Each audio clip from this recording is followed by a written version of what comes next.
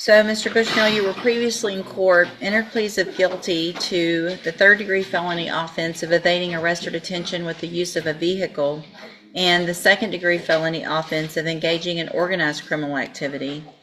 Those were for agreements of a 10-year probation deferred in each of those cases. I have received the pre-sentence report. Has everyone had an opportunity to review that report? Yes, Your Honor. Are there any additions or corrections to the report? Just that it may indicate that he doesn't take full responsibility, but after speaking with him, he does take full responsibility for his actions and involvement in both cases.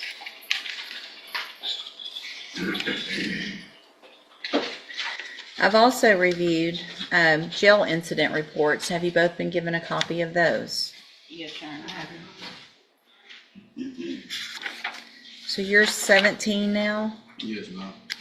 I don't think he turns 18 until December 26th.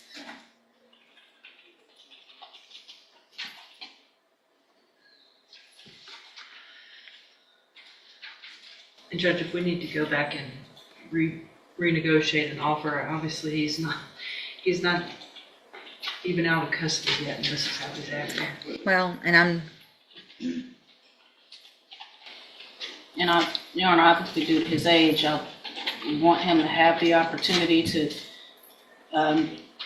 get his life together, obviously not going into adulthood with felony convictions. I have preached to him the importance of following the rules and not... you can't do it, can you? Okay. You cannot. 21 incident reports since January 25th of this year. 21.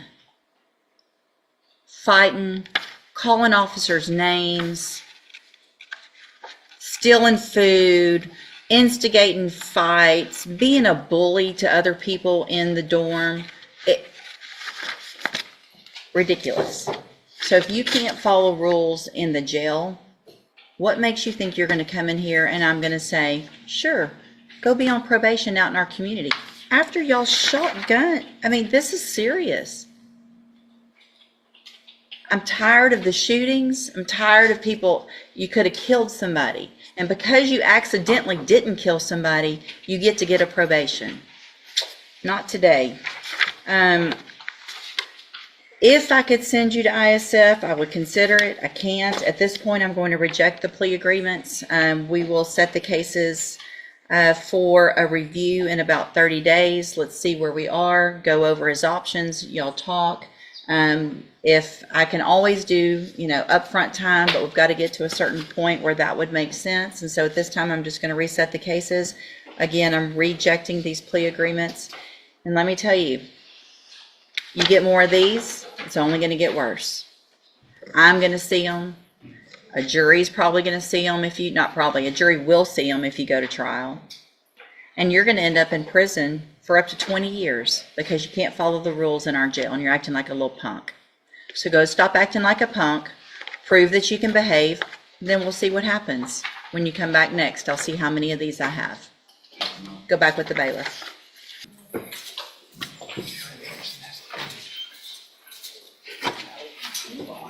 All right, you're Christopher Bushnell? Yes, ma'am.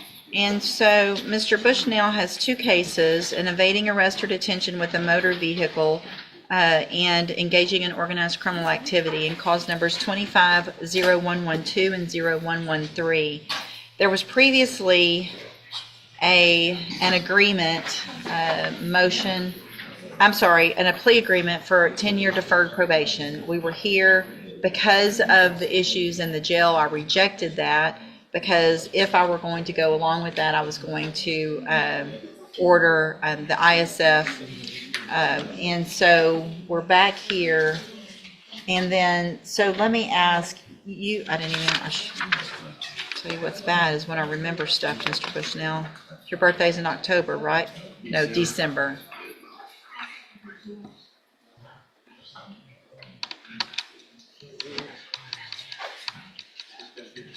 So, so we're getting close, but here's the problem, Mr. Bushnell. So you were here May 6th. right? And I didn't accept these plea agreements, and I got pretty upset with you because of what had been going on in jail, right? And what did I tell you? You come back with no write-ups? You know how many write-ups you've gotten since May 6th? I don't know. You want to take a guess? I'm not. Too many to count. Too many to count.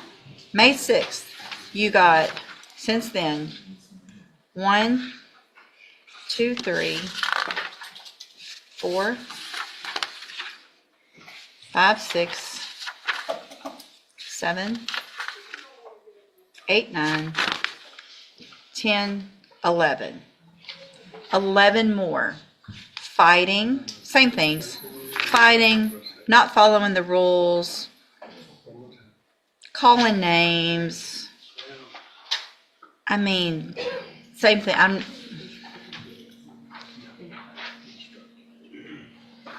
You don't like following rules, do you? I do. You do?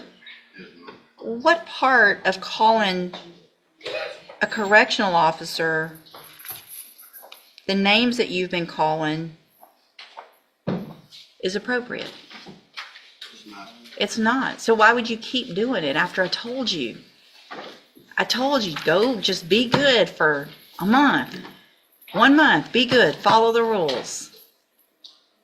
And it's one thing if you've got another inmate running up on you fighting and that was your excuse.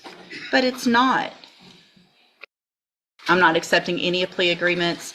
If the jury wants to see all this and give you probation after that, that's going to be up to them. I'm not doing it. Go back with the bailiff. We'll set your case for, well, let me do this. Ms. Holmes has been appointed as your attorney, and she's one of the attorneys who handles a lot of cases for me as a court-appointed attorney. What I can do is release her and appoint a new attorney who can begin preparation for trial. Do you want me to do that?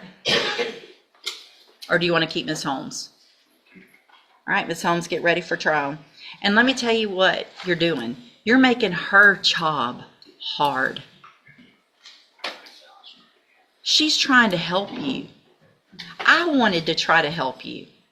If you came in today and didn't have all this nonsense, I'm looking at it over and over, calling them the B word, not doing what you're supposed to, saying, I don't care, write me up, I don't care. If you don't care, then I don't care. Because I tried last time when we had this conversation. So your case is going on the trial docket, and again, we'll let a jury decide what to do with you. Go back with the bailiff.